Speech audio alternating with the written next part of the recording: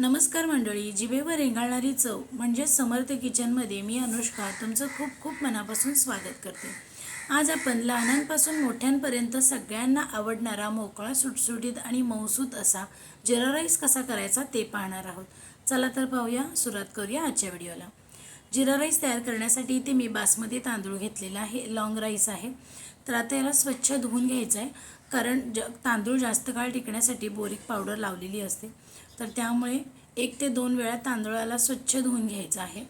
आणि धुताना तांदळाला जास्त चोळायचं नाही, नाहीतर बासमती तांदूळ जो आहे तो तुटू शकतो। तर त्यामुळे व्यवस्थित असं धुवून घ्यायचं आहे स्वच्छ। तर मी पाणी यातलं निथळून घेतलेलं आहे। आता हे निथळून घेतल्यानंतर 10 ते 15 मिनिटं तांदूळ जो आहे तो असाच भिजत ठेवायचा। तोपर्यंत इथे मी गॅसवरती पाणी तापत ठेवले आणि कुकर ठेवला आहे। जिरा राईस इथे कुकरमध्ये तयार करत आहे, तुम्ही पातेल्यात किंवा कढईमध्ये करू शकता। आता यामध्ये इथे मी तेल घातलेलं आहे, तेलाच्या ऐवजी तुम्ही तूप देखील वापरू शकता। आता तेल गरम झालं की यामध्ये जिरं घालायचं आहे। जिरा राईस करतो त्यामुळे जिरं थोडं जास्त घालायचं। यानंतर यामध्ये घालायचं आहे तमालपत्र आणि यामध्ये आता भिजवलेला तांदूळ घालायचा आहे, बासमती तांदूळ। तर व्यवस्थित असं छान परतून घ्यायचं आहे। तेलामध्ये 1 ते 2 मिनिटं तांदूळ जो आहे तो चांगला परतून घ्यायचा। यामुळे काय होतं, आपला जिरा राईस आहे तो छान मोकळा सुटसुटीत असा मऊसूत तयार होतो।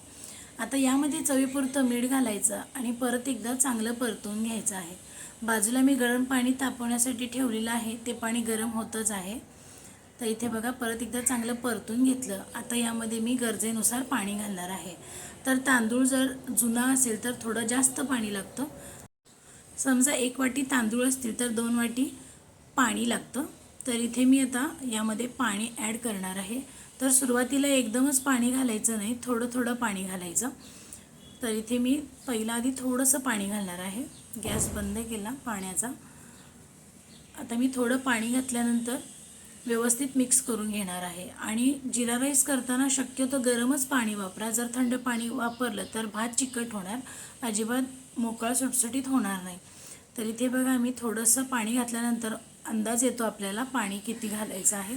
तर इथे मी अजून 1 वाटीभर पाणी घालणार आहे यामध्ये। तर कुकरामध्ये जेव्हा तुम्ही जिरा राईस कराल ना, तर त्यावेळेला नेहमी जेवढं पाणी वापराल ना त्याऐवजी थोडंसं पाणी एक्स्ट्रा घालायचं। आता वरून कोथिंबीर घालायची आहे। तर कोथिंबीर पूर्णपणे ऑप्शनल आहे, पण कोथिंबीरीमुळे खूप छान असा स्वाद येतो। तर इथे बघा, मी यामध्ये आवश्यकतेनुसार पाणी घातलं, छान कोथिंबीर घातली आणि कुकरला 3 शिट्ट्या करून घेणार आहे। इथे मी बासमती तांदूळ वापरलेला आहे, तुम्ही याऐवजी कोलम तांदूळ वापरू शकता किंवा तुमच्या घरी जो कुठला तांदूळ वापरत असाल तर तो देखील वापरू शकता। त्याने सुद्धा भात खूप छान असा तयार होतो। तर इथे मी छान शिट्ट्या करून घेतलेल्या आहेत आणि पूर्ण कुकर थंड झाल्यानंतरच बघायचं। तर आता इथे दुसरी शिट्टी झालेली आहे।